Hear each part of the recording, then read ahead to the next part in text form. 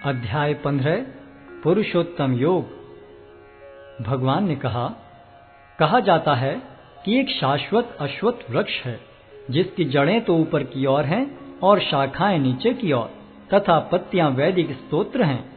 जो इस वृक्ष को जानता है वह वेदों का ज्ञाता है। इस वृक्ष की शाखाएं ऊपर तथा नीचे फैली हुई हैं और प्रकृति के 3 गुणों द्वारा पोषित हैं।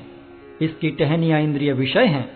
इस वृक्ष की जड़ें नीचे की ओर भी जाती हैं जो मानव समाज के सकाम कर्मों से बंधी हुई हैं। इस वृक्ष के वास्तविक स्वरूप का अनुभव इस जगत में नहीं किया जा सकता। कोई भी नहीं समझ सकता कि इसका आदि कहाँ है, अंत कहाँ है या इसका आधार कहाँ है। लेकिन मनुष्य को चाहिए कि इस दृढ़ मूल वाले वृक्ष को विरक्ति के शस्त्र से काट गिराए। तत्पश्चात उसे ऐसे स्थान की खोज करनी चाहिए जहां जाकर लौटना न पड़े और जहां उस भगवान की शरण ग्रहण कर ली जाए जिससे अनादि काल से प्रत्येक वस्तु का सूत्रपात तथा विस्तार होता आया है। जो झूठी प्रतिष्ठा, मोह तथा कुसंगति से मुक्त हैं, जो शाश्वत तत्व को समझते हैं, जिन्होंने भौतिक काम को नष्ट कर दिया है, जो सुख तथा दुख के द्वंद्व से मुक्त हैं और जो मोह रहित होकर परम पुरुष के शरणागत होना जानते हैं, वे उस शाश्वत राज्य को प्राप्त होते हैं। वह मेरा परम धाम न तो सूर्य या चंद्र के द्वारा प्रकाशित होता है और न अग्नि या बिजली से।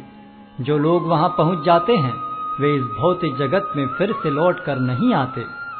इस बद्ध जगत में सारे जीव मेरे शाश्वत अंश हैं। बद्ध जीवन के कारण वे 6 इंद्रियों से घोर संघर्ष कर रहे हैं जिनमें मन भी सम्मिलित है। इस संसार में जीव अपनी देहात्म बुद्धि को एक शरीर से दूसरे में उसी तरह ले जाता है जिस तरह वायु सुगंधि को ले जाता है। इस प्रकार वह एक शरीर धारण करता है और फिर इसे त्याग कर दूसरा शरीर धारण करता है। इस प्रकार दूसरा स्थूल शरीर धारण करके जीव विशेष प्रकार का कान, आंख, जीभ, नाक तथा स्पर्श इंद्रिय प्राप्त करता है जो मन के चारों ओर संपुंजित हैं।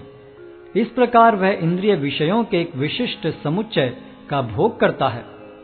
मूर्ख न तो समझ पाते हैं कि जीव किस प्रकार अपना शरीर त्याग कर सकता है, न ही वे यह समझ पाते हैं कि प्रकृति के गुणों के अधीन वह किस तरह के शरीर का भोग करता है।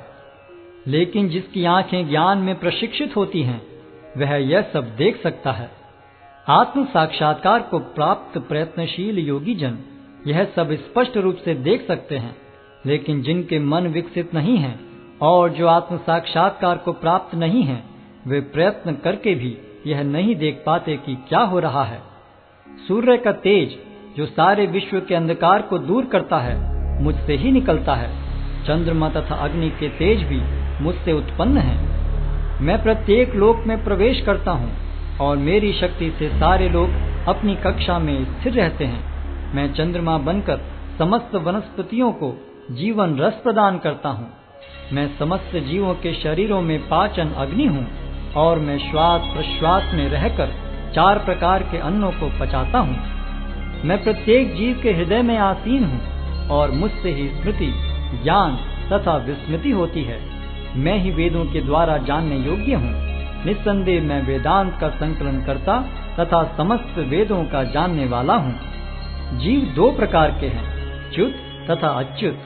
भौतिक जगत में प्रत्येक जीव च्युत होता है और आध्यात्मिक जगत में प्रत्येक जीव अच्युत कहलाता है।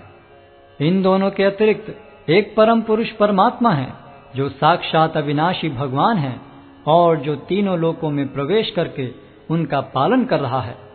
चूंकि मैं क्षर तथा अक्षर दोनों के परे हूँ और चूंकि मैं सर्वश्रेष्ठ हूँ, अतएव मैं इस जगत में तथा वेदों में परम पुरुष के रूप में विख्यात हूँ। जो कोई भी मुझे संशय रहित होकर पुरुषोत्तम भगवान के रूप में जानता है वह सब कुछ जानने वाला है। अतएव हे भरत पुत्र, वह व्यक्ति मेरी पूर्ण भक्ति में रत होता है। हे अनग, यह वैदिक शास्त्रों का सर्वाधिक गुप्त अंश है जिसे मैंने अब प्रकट किया है। जो कोई इसे समझता है वह बुद्धिमान हो जाएगा और उसके प्रयास पूर्ण होंगे।